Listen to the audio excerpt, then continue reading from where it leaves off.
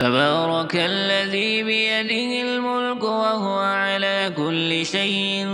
قدير الذي خلق الموت والحياة ليبلوكم أيكم أحسن عملا وهو العزيز الغفور الذي خلق 7 سماوات طباقا ما ترى في خلق الرحمن من تفاوت فارجع البصر هل ترى من فطور ثم ارجع البصر كرتين ينقلب إليك البصر خاسئا وهو حسير ولقد زينا السماء الدنيا بمصابيح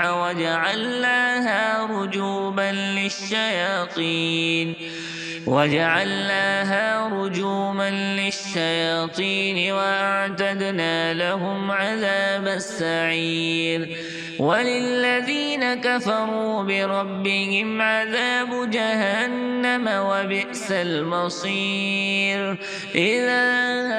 ألقوا فيها سمعوا لها شهيقا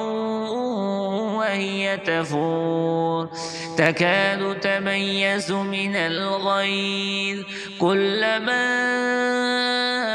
ألقي فيها فوج سألهم خزنتها ألم يأتكم نذير قالوا بلى قد جاءنا نذير فكذبنا وقلنا ما نزل الله من شيء إن أنتم إلا في ضلال كبير وقالوا لو كنا نسمع أو نعقل ما كنا في أصحاب السعير فاعترفوا بذنبهم فسحقا لأصحاب السعير إن الذين يخشون ربهم بالغيب لهم مغفرة وأجر كبير وأسروا قولكم أو اجهروا به إنه عليم بذات الصدور ألا يعلم من خلق وهو اللطيف الخبير هو الذي جعل لكم الأرض ذلولا فامشوا في مناكبها وكلوا من رزقه وإليه النشور أأمنتم من في السماء أن يخسف بكم الأرض فإذا هي تمور أم أمنتم من في السماء أن يرسل عليكم حاصبا فستعلمون كيف نذير ولقد كذب الذين من قبلهم فكيف كان نكير أولم يروا إلى الطير فوقهم صافات ويقبض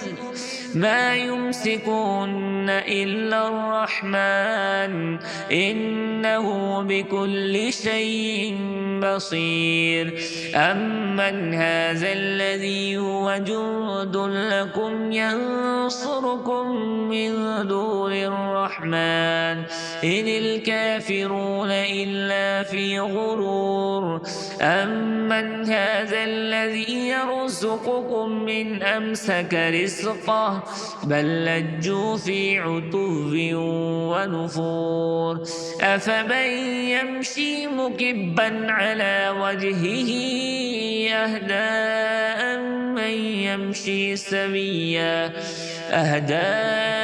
أمن يمشي سويا على صراط مستقيم قل هو الذي أنشأكم وجعل لكم السمع والأبصار والأفئدة قليلا ما تشكرون قل هو الذي ذراكم في الأرض وإليه تحشرون ويقولون متى هذا الوعد إن كنتم كنتم صادقين قل إنما العلم عند الله وإنما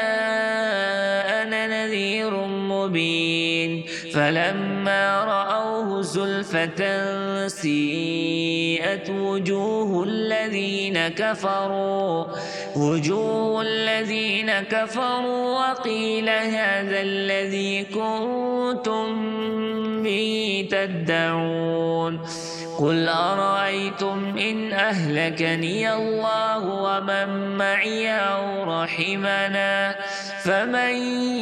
يجير الكافرين من عذاب أليم قل هو الرحمن آمنا به وعليه توكلنا فستعلمون من هو في ضلال مبين قل أرأيتم إن أصبح ماؤكم غورا فمن يأتيكم بماء معين